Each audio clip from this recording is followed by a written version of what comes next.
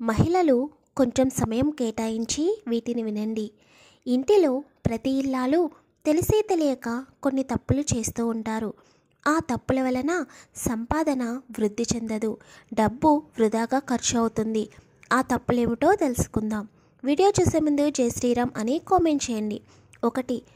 తలస్నానం చేసిన తర్వాత స్త్రీలు నీరు కారుతున్న జుట్టుతో ఇంట్లో తిరగకూడదు. జుట్టు నుండి కారే నీరు అనేది ఇంటిలో పడకూడదు. చక్కగా ఒక వస్త్రముతో జుట్టును తుడుచుకొని జుట్టు ఆరిన తర్వాత ఇంటి లోపలికి రావాలి. స్త్రీలు ఇంటిలో జుట్టు విరబోసుకొని తిరగకూడదు. జుట్టు నుండి వెంట్రుకలు రాలుతూ ఉంటాయి. అలా వెంట్రుకలు ఇంటిలో పడటం వలన లక్ష్మీదేవి ఇంటిలో నుండి వెళ్ళిపోతుంది. 2. స్త్రీలు ప్రతి నెలలో బహిష్టు ఉంటారు. బహిష్టు సమయంలో వేసుకునే బట్టలను విడిగా పెట్టుకోవాలి. బహిష్టు సమయంలో వేసుకునే బట్టలను పూజ చేసుకునేటప్పుడు ఎట్టి పరిస్థితుల్లోనూ వేసుకోకూడదు. 3. స్త్రీలు బహిష్టు సమయం ముగిసిన తర్వాత ఇంటిని శుభ్రంగా తడి క్లాత్తో తుడుచుకోవాలి. అలా తుడిచిన తర్వాత ఒక గ్లాసు నీటిలో తీసుకుని దానిలో కొద్దిగా కళ్ళు ఉప్పును వేసి మరియు కొద్దిగా పసుపును వేసి ఇంటిలో ఉన్న ప్రతి గదిలోనూ మరియు వస్తువులపైన చల్లుకోవాలి. ఇలా చేయడం వలన ఇంటిలో ఉన్న దోషం అనేది తొలగిపోతుంది. 4. స్త్రీలు నెలసరి ముగిసిన తర్వాత తమ చేతికి ఉన్న మట్టి గాజులను తీసి కొత్త మట్టి గాజులను చేతికి ధరించాలి. చేతికి తీసిన మట్టి గాజులను ఏదైనా పచ్చని చెట్టుకు దారంతో కట్టడం లేదా పారే నీళ్ళల్లో వదిలేయడం చేయాలి. 5. ఇంటి ప్రధాన ద్వారం అనేది శుభ్రంగా ఉండాలి. అదేవిధంగా ఇంటి వెనుక ద్వారం కూడా అంతే శుభ్రంగా ఉంచుకోవాలి. ఇంటి ప్రధాన ద్వారంకి ఎదురుగా చెప్పులు చీపురును ఉంచకూడదు. 6. ఏదైనా పండుగ వచ్చినప్పుడు లేదా వ్రతాలు నోములు చేసుకునేటప్పుడు ఇంటి గుమ్మాలకు తోరణాలు మామిడాకులుగా కడుతూ ఉంటారు.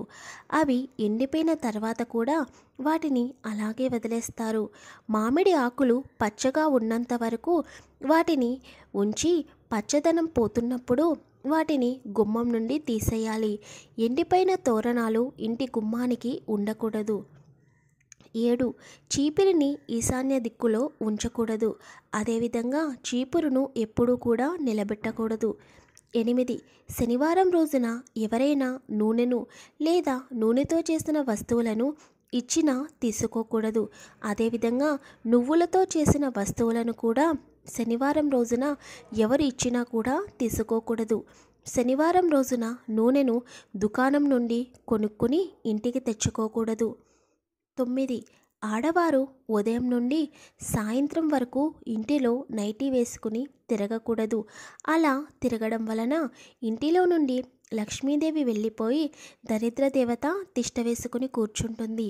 ఆడవారు రాత్రి సమయంలో నైటీ వేసుకుని ఉదయం అవ్వగానే స్నానం చేసి చక్కగా చీర లేదా డ్రెస్ వేసుకోవాలి. 10. భగవంతుడికి ప్రసాదాన్ని తయారు చేసేటప్పుడు ప్రతిరోజు వంట చేసే గిన్నెలను ఉపయోగించకూడదు. ఎందుకంటే మనం ప్రతిరోజు వంట చేసే పాత్రలలో మాంసాహారం కూడా వండుతాము. కనుక ప్రసాదాన్ని తయారు చేసే పాత్రలను విడిగా ఉంచుకోవాలి. ఆ పాత్రలలో భగవంతుడికి ప్రసాదాన్ని తయారు చేయడం తప్ప వాటిలో ఇంట్లోకి సంబంధించిన ఆహారాన్ని వండకూడదు. 11. ఉదయం ఇంటిని తుడిచేటప్పుడు ముందుగా ఈశాన్య దిక్కులో ఉన్న గదిని తుడుచుకుని తర్వాత ఇంటిలో ప్రతి గదిని తుడుచుకోవాలి. అదేవిధంగా చాలామంది ఇంటిని మొత్తం తుడిచి ఆ చెత్తను ఒక చోటికి తీసుకుని వచ్చి చెత్తను చేటలోకి ఎత్తుతూ ఉంటారు. ప్రతి గదిలో తుడిచిన తర్వాత ఆ గదిలోని చెత్తను చేటలోకి ఎత్తాలి. గడప పైనుంచి చెత్తను తుడవకూడదు. 12. ఇంటిని ప్రతిరోజు శుభ్రంగా ఉంచుకోవాలి. ఎప్పుడైనా ఇంటికి బంధువులు వస్తున్నారు అని తెలిసినప్పుడు ఇంటిని చాలా శుభ్రంగా ఉంచుతాము. అదేవిధంగా ప్రతిరోజు ఇంటికి లక్ష్మీదేవి వస్తుందని భావించి ఇంటిని అంతే శుభ్రంగా ఉంచుకోవాలి. 13. దంపతులు కలిసిన తర్వాత రోజు స్త్రీ మరియు పురుషులు తప్పకుండా ఉదయమే లేచి స్నానం చేయాలి. స్త్రీలు మామూలు స్నానం చేస్తే సరిపోతుంది. పురుషులు మాత్రం తప్పకుండా తలస్నానం చేయాలి. అలా స్త్రీ పురుషులు స్నానం చేయకుండా ఇంటిలో తిరగకూడదు. అలా తిరగడం వలన ఇంటిలో దోషం అనేది వస్తుంది.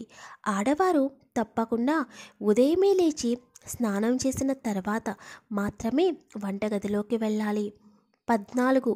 చాలామంది ఆడవారు బట్టలు ఉతికిన తర్వాత ఉతికిన మురికి నీరును తమ కాళ్ళపై వేసుకుంటూ ఉంటారు. మురికి నీరు ఎప్పుడూ కూడా కాళ్ళపై వేసుకోకూడదు. అదేవిధంగా బట్టలు ఉతుకుతున్నప్పుడు ఆ బట్టల నుండి వచ్చే మురికి నీరు అనేది ఇంటిలో కూడా పడకుండా చూసుకోవాలి. మనం వేసుకునే బట్టలకు దిష్టి మరియు నెగిటివ్ ఎనర్జీ అనేది ఎక్కువగా ఉంటుంది. మనం బట్టలను ఉతికేటప్పుడు బట్టలకు ఉన్న నెగిటివ్ ఎనర్జీ అనేది నీటి ద్వారా బయటకు పోతుంది. ఆ మురికి నీరును కాళ్ళ మీద లేదా ఇంటిలో పడటం వలన ఇంటిలోకి నెగిటివ్ ఎనర్జీ చేరుకునే అవకాశం ఉంది. 15.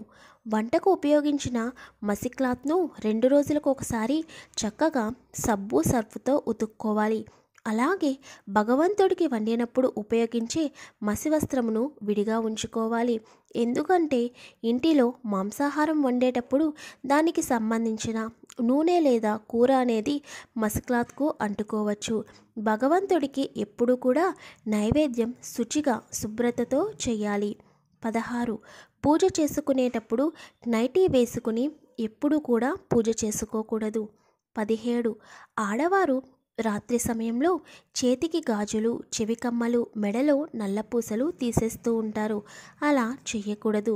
ఎవరైతే రాత్రి సమయంలో చేతికి గాజులు, నల్లపూసలు తీసేస్తూ ఉంటారో వారి ఇంటిలో లక్ష్మీదేవి నిలవదు. 18.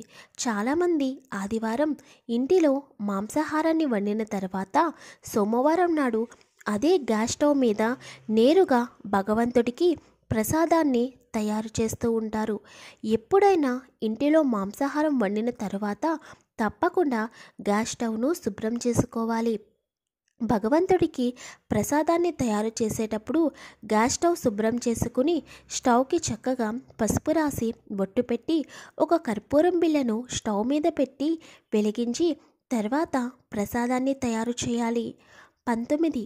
సాయంత్రం సూర్యుడు అస్తమించే సమయంలో చాలామంది ఇంటి ప్రధాన ద్వారాన్ని మూసేస్తుంటారు. అలా చేయకూడదు. ఆ సమయంలో లక్ష్మీదేవి ఇంటిలోకి వస్తుందని పురాణాలు చెబుతున్నాయి. కనుక సూర్యుడు అస్తమించే సమయం మరియు అస్తమించిన తర్వాత 1 గంట సేపు అయినా ఇంటి ప్రధాన ద్వారాన్ని తెరిచి ఉంచాలి. 20. సాయంత్రం సూర్యుడు అస్తమించిన తర్వాత ఎవరికీ కూడా పెరుగును దానం చేయకూడదు. అలా పెరుగును ఇవ్వడం వలన లక్ష్మీదేవిగా భావించే పెరుగుతో పాటు లక్ష్మీదేవి కూడా ఇంటిలో నుండి వెళ్ళిపోతుందని చెబుతున్నారు. 21. ఇంటికి ఆడపడుచు లేదా ఎవరైనా ముత్తైదువు వచ్చినప్పుడు తప్పకుండా పసుపు కుంకుమను ఇచ్చి పంపాలి.